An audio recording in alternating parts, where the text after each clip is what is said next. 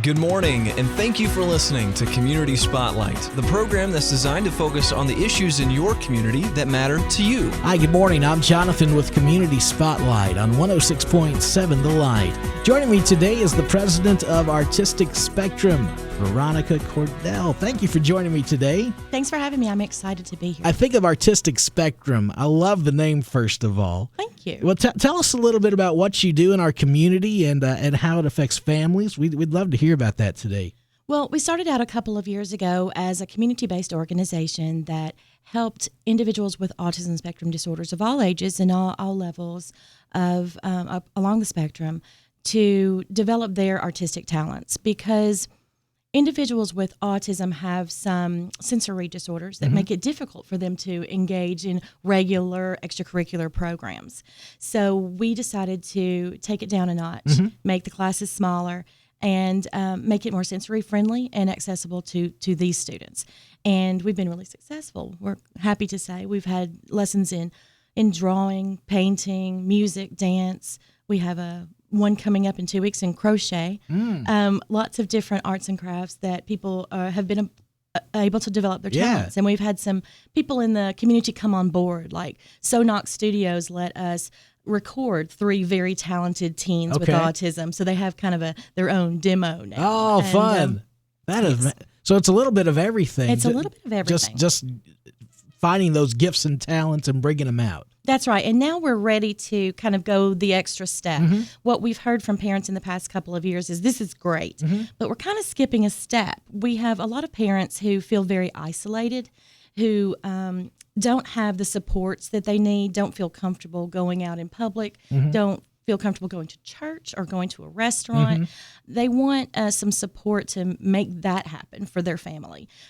So we're developing Autism Site Knoxville. Okay. We just launched a website, autismsite.knoxville.org, and so the initials are ASK. So we want people to ask us questions about autism. That's good. That's for the good. whole community, not just for parents or families, but for churches, for restaurants, for anybody, any business in the community that wants to know how to help special needs families feel more comfortable coming to their place of business. That's good. That's good.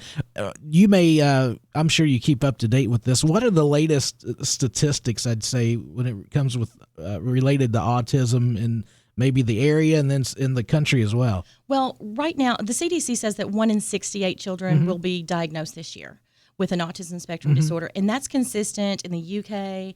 It's consistent in lots of countries that are in the same amount of development as we are, along with diagnosis and the medical supports that they have in those countries. We know that boys are diagnosed more than girls. We don't know if that's because the incidence is higher or because the diagnosis is easier for boys who maybe don't have naturally the same kind of social and communication enhancements that some girls have at younger ages. So it's about 1 in 50 for boys now. Okay. Here, that means that here in Knox County, we have more than 3,000 individuals. You look at it, if we look at it that population. Way, it's not a statistic that's documented very well because autism isn't disease. It's a group of traits. So it's handled differently. It's harder to document how many cases there are, but we know that there are more than 500 students in Knox County schools who definitely have a diagnosis or have at least requested special education services because of that particular diagnosis. So Ask Knoxville and Artistic Spectrum really can be a support to families that are either beginning this journey or they're right in the middle of it and just need some support. That's right. We hope to be like that first stop resource where the parents have been through it. This is a parent-driven organization and center, and we can kind of help guide you and let you know what resources are here. I think that a lot of people are under the impression that there aren't very many resources here. And the truth is we have some really excellent resources in this community that we hope to get the word out That's about. good. That's good. I know you were talking a little bit earlier about some neat efforts coming up related to churches. Right. Yes. It's true that a lot of individuals, when they get the autism diagnosis, they become very isolated.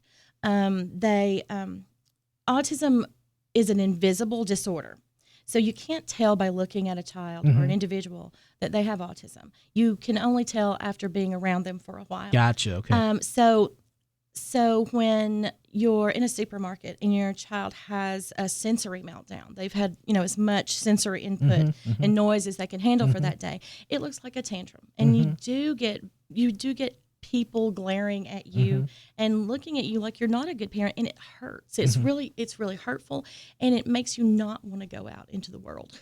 So I can see that. It's the same with church. Sometimes churches don't quite know what to do to make people feel more welcome. We have a few churches in town that are doing a really good job, but we want to replicate some of what they're doing and throw in some of our ideas and kind of educate the entire community about how to get people back connected with their faith after they've had this big shock to their family. Oh, yeah. This is the time that they need faith the most. Exactly. I was a director of family ministries at a local church up until about a year ago. And that was something that we as a staff looked at, because you want to reach out to families and you want the church to be an open door, welcoming, but you have to have the right things and the right programs set up in place to make sure that everyone, regardless of what's going on in their life, that they're accepted. Absolutely, and that's part of what we're doing. We're developing training right now to be put in place in the spring to help start teaching Sunday school teachers, help develop VBS programs. That's great. All kinds of things like that. And to help get churches involved in respite for individuals of all ages with disabilities, because there's a really big need in the community for that. I'm sure. So how can folks contact you, say they're beginning this road, or they just need that support? A mom needs to ask another mom a question, or just need somebody to talk to. Absolutely. Well, they can go to our website, which is autismsiteknoxville.org. Okay. And that's autism, SITE, as in we're the place. There are lots of ways on there that are very clear for people to get information and to sign up for more information or to ask a question. And we also have, of course, they can email us at any time, ask a question. So it's ask@autismsiteknoxville.org. So you can ask anything you need to know. That's anybody in the community, not just parents. Man, that's good. That's great. What do you enjoy the most doing what you're doing? I love the most seeing families have fun together. Yeah. Seeing families go, we haven't had fun together in such a long time, but because of the surroundings or because of the situation we've created that's a little more sensory friendly and that's welcoming, that it's just nice to see families out of their houses having fun together. Well, I could see that, because that isolation, it's like it's not going to be healthy, for that family. Right. But then, instead of it feeling cloudy all day inside, hey, there is sunshine, just, and it gives them an opportunity to break out. Yes, it is. It very much is a health issue. And I'd like to mention that the Trinity Health Foundation of East Tennessee has given us recently the startup funds for this. Oh, great. So we were in their grant competition, and we got a phase 2 grant from great. them for to do our first year of operations. Man. So to make this work. You can't beat that. Absolutely. Well, that's a blessing when you think about it, because like you're saying, the families here in Knoxville need something like this. Our area needs something like this, and for that to just open up and provide that for to get things rolling. Absolutely. That's awesome. Yes, it's been a wonderful blessing to us and to the community. That's great. Veronica Cordell, president of Artistic Spectrum, I appreciate you joining me today. One more time, ways that folks can contact you. They can go to our website, autismsiteknoxville.org, or email us at ask@autismsiteknoxville.org. Our phone number is 865-816-9716. We would like to thank our guests for joining us this morning, and thank you for listening. If you have a topic that you would like us to look into, then feel free to let us know by calling 800-330-9648. Again, that's 800-330-9648. Thank you for listening, and we hope you have a blessed rest of your weekend. We'll talk to you next time on Community Spotlight.